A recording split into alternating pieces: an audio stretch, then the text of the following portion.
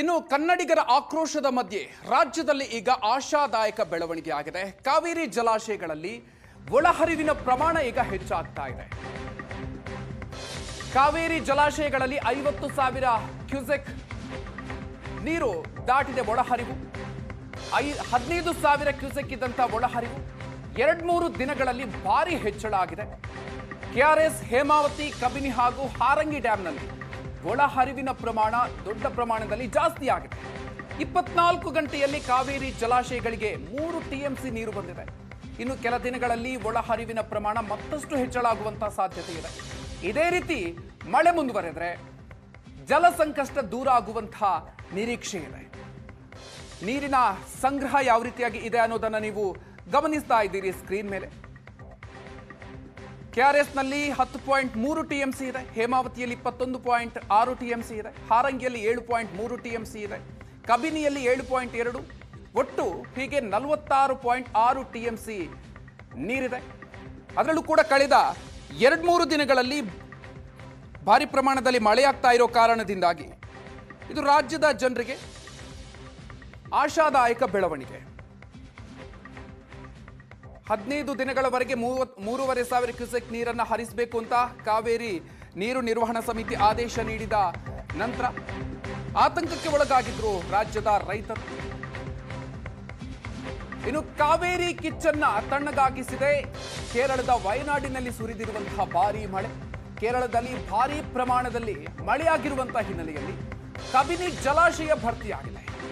ಮೈಸೂರಿನ ಕಬಿನಿ ಜಲಾಶಯದ ಒಳಹರಿವಿನ ಪ್ರಮಾಣ ಬರೋಬ್ಬರಿ 15,500ಕ್ಕೆ ಹೆಚ್ಚಳ ಆಗಿದೆ. 19.5 TMC ಸಾಮರ್ಥ್ಯದ ಡ್ಯಾಂನಲ್ಲಿ 18 TMCಯಷ್ಟು ನೀರೀಗ ಸಂಗ್ರಹವಾಗಿದೆ.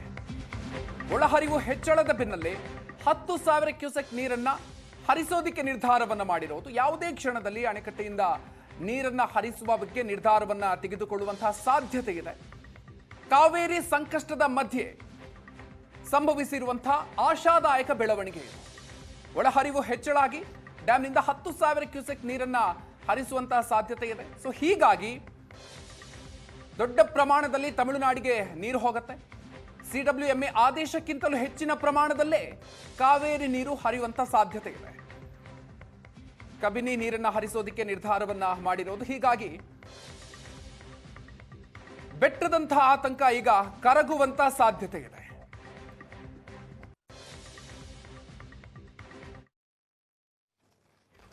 ಶುಭ ಮುಹೂರ್ತದಲ್ಲಿ ಮೈಸೂರಿಗೆ ಬಂದಿದ್ದೀನಿ, ಕಬಿನಿ ಭರ್ತಿಯಾಗಿದೆ. ಮುಖ್ಯಮಂತ್ರಿ DK ಶಿವಕುಮಾರ್ ಅವರು ಹೇಳಿಕೆಯನ್ನು ಕೊಟ್ಟಿದ್ದಾರೆ. ಡ್ಯಾಂಗಳ ಸ್ಥಿತಿಗತಿಗಳ ಬಗ್ಗೆ ಇದೆ.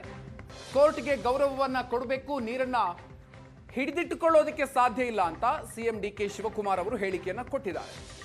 ಬಂದಂತ ಇದ್ದಾರೆ. ಹೋರಾಟ ಮಾಡೋರನ್ನ ಬೇಡ ಅಂತ ಹೇಳೋದಿಲ್ಲ. ಹೋರಾಟ ಮಾಡೋದು ಮಾಧ್ಯಮಕ್ಕೆ ಮಾತ್ರ ಸೀಮಿತ ಆಗಬಾರ್ದು. ದಯವಿಟ್ಟು ಬಂದ್ ಮಾಡಬೇಡಿ ಅಂತ ಮನವಿಯನ್ನ ಮಾಡ್ತೀನಿ ಅಂತ ಹೋರಾಟಗಾರರಿಗೂ ಈ ಸಂದರ್ಭದಲ್ಲಿ ಮುಖ್ಯಮಂತ್ರಿಗಳು ಮನವಿಯನ್ನು ಮಾಡಿದ್ದಾರೆ. ಮೈಸೂರಿಗೆ ಶುಭ ಮುಹೂರ್ತ, ಶುಭ ಗಳಿಗೆಯಲ್ಲಿ ಬಂದಿದ್ದೀನಿ. ತಮ್ಮ ಮುನ್ನುಡಿಯಂತೆ ಗಂಗಾ ಮಾತೆ ಕಾವೇರಿ ಸಂತೃಷ್ಟವಾಗಿ ಕಬಿನಿ ಭರ್ತಿ ಆಗ್ತಾ ಇದೆ ಅಂತ ಹೇಳಿ ನನಗೆ ನಮ್ಮೆಲ್ಲ ಅಧಿಕಾರಿಗಳು ತಿಳಿಸಿದ್ದಾರೆ. ಪ್ರಕೃತಿ ಯಾವತ್ತೂ ಕೂಡ ಯಾರ ಸೊತ್ತಲ್ಲ. ಪ್ರಕೃತಿ ನಿಯಮದಂತೆ ನಾವೆಲ್ಲ ಬದುಕ್ತಾ ಇದ್ದೇವೆ. ಸಂಘಟನೆಗಾರರು ಹೋರಾಟ ಮಾಡ್ತಾ ಇದ್ದಾರೆ, ಬಂದ್ ಮಾಡ್ತೀವಿ ಅಂತ ಹೇಳ್ತಾ ಇದ್ದಾರೆ. ಪ್ರಜಾಪ್ರಭುತ್ವ ವ್ಯವಸ್ಥೆಯಲ್ಲಿ ಹೋರಾಟ ಎಲ್ಲರ ಹಕ್ಕು. ನಾವು ಯಾರು ಹೋರಾಟ ಕೂಡ ಬೇಡ ಅನ್ನೋದಿಲ್ಲ. ಆದರೆ ಹೋರಾಟಕ್ಕೆ ಹಿನ್ನೆಲೆ ಇರಬೇಕು.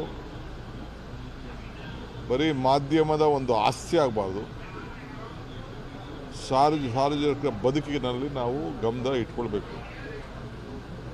ಯಾರ ಆಸ್ತಿ ಪಾಸ್ತಿಗಳಿಗೆ ತೊಂದರೆ ಆಗೋದಾದರೆ ನ್ಯಾಯಾಲಯಗಳು, ಸರ್ಕಾರಗಳು ಯಾವ ಕಾರಣಕ್ಕೂ ಒಪ್ಪುವುದಿಲ್ಲ. ಅದಕ್ಕೆ ನಾನು ಮನವಿ ಮಾಡ್ಕೊಂಡಿದ್ದೇನೆ, ಇವೆಲ್ಲ ದಯವಿಟ್ಟು ಕೈ ಬಿಡಿ ಅಂತ. ಈಗ ನಾನು ಬಿಡುವುದಿಲ್ಲ ಅಂತ ನಾನಾಗಲಿ, ಯತೀಂದ್ರ ಆಗಲಿ, ಸಂಘಟನೆಗಾರರಾಗಲಿ ನಾವೆಲ್ಲ ಹೇಳಿದ್ರೆ ನೀರನ್ನ ಹಿಡ್ಕೊಳಕ್ಕೆ ನಮ್ಮ ಕೈಲಿ ಆಗೋದಿಲ್ಲ. ಇನ್ನೊಂದು ಗಂಟೆನೋ 1.5 ಗಂಟೆನೋ ಡ್ಯಾಮು ತುಂಬ್ತಾ ಇದೆ ಅಂತೇಳಿ ನನಗೆ ವರದಿ ಬಂದಿದೆ. ಇಡ್ಲಿಕ್ಕೆ ಸಾಧ್ಯನೇ? ಹೋರಾಟಗಾರರು ಹೋಗಲ್ಲಿ ಮಲಗ್ಲಿಕ್ಕೆ ಸಾಧ್ಯನೇ? ಹಾಗಂತ ನೀರು ಬಿಡೋದಿಲ್ಲ ಅಂತೇಳಿ ದಯವಿಟ್ಟು ಹೋರಾಟಗಾರರು ಯಾರು ಹೋಗಬಾರ್ದು, ಅಲ್ಲಿ ನೀರನ್ನ ಹಿಡ್ಕೊಳ್ಳೋಕ್ಕೂ ಪ್ರಯತ್ನ ಪಡಬಾರ್ದು. ನೀರು ಇಟ್ಕೊಂಡ್ರೆ ನಾವೆಲ್ಲ ಕೊಚ್ಚೊಂಟೋಗ್ತೀವಿ. ನ್ಯಾಯಾಲಯಕ್ಕೂ ಗೌರವ ಕೊಡಬೇಕು, ರೈತರನ್ನು ಬದುಕಿಸಬೇಕು. ಈ ರಾಜ್ಯದ ರೈತರ ಹಿತ ಕಾಪಾಡಲು ನಮ್ಮ ಬದ್ಧತೆ ಇದೆ. ಮೈಸೂರಿಗೆ